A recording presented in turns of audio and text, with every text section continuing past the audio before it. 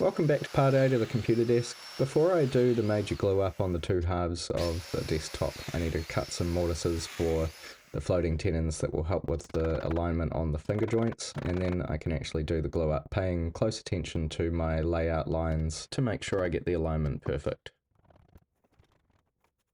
After giving it a quick clean up and making sure there's no glue squeeze out in the important corners, I leave it overnight to fully cure, come back the next day and glue the second one up, leave that again overnight, and then I can start getting everything cleaned up, ready for the C channel to be routed in.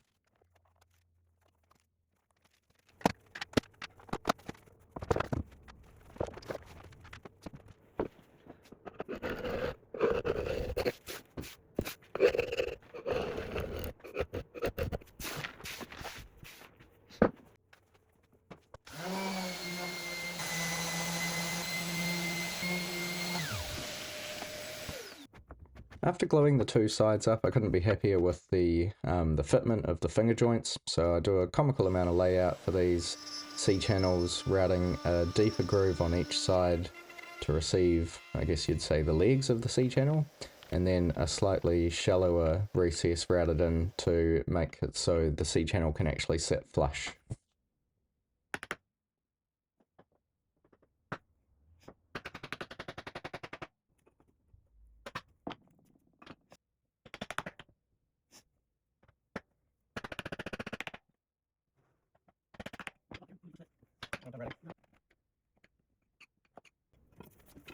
Now that I've got that sorted, I can mark out the individual holes for where the threaded inserts need to be drilled out for, get those drilled, countersunk, and then threaded in, and then I can lock this thing together and see how strong it is with the C-channel, the finger joints, and the dominoes and all of the connection points.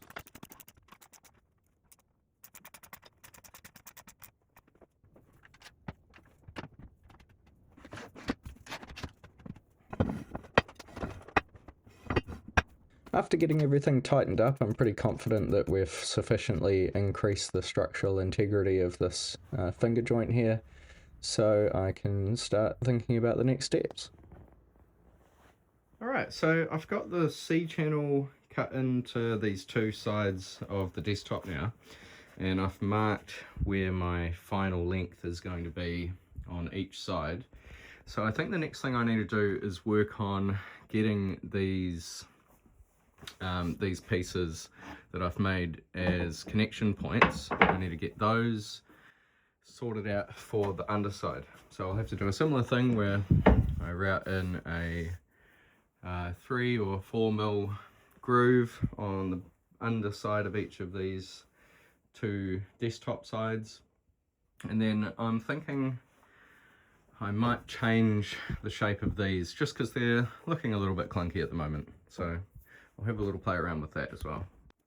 I'll drill the countersink and the through holes both relatively oversized compared to the machine bolts that I'm using to attach this thing under the desktop. The reason for that is I want there to be sufficient movement for those bolts as the desktop actually expands and contracts over the seasons. Much like everything else, it just needs room to move so it won't cause it to split later on.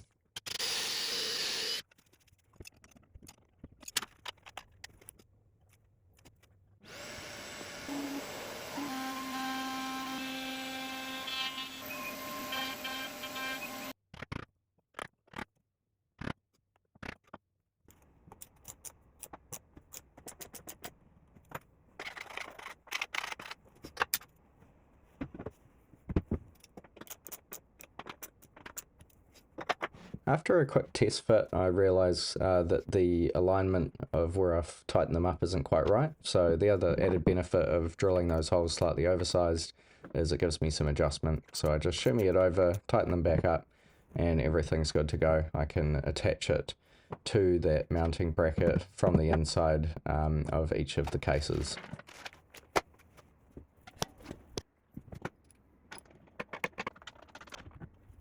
Alright, with those taken care of, I now need to move on to milling up some timber to use as a plinth for each of those two cases underneath the desk. So I'll get them all quickly ripped to size, set up my crosscut sled, and first square off each end, and then using my fence I can set the final cut length and get everything taken down to its last size.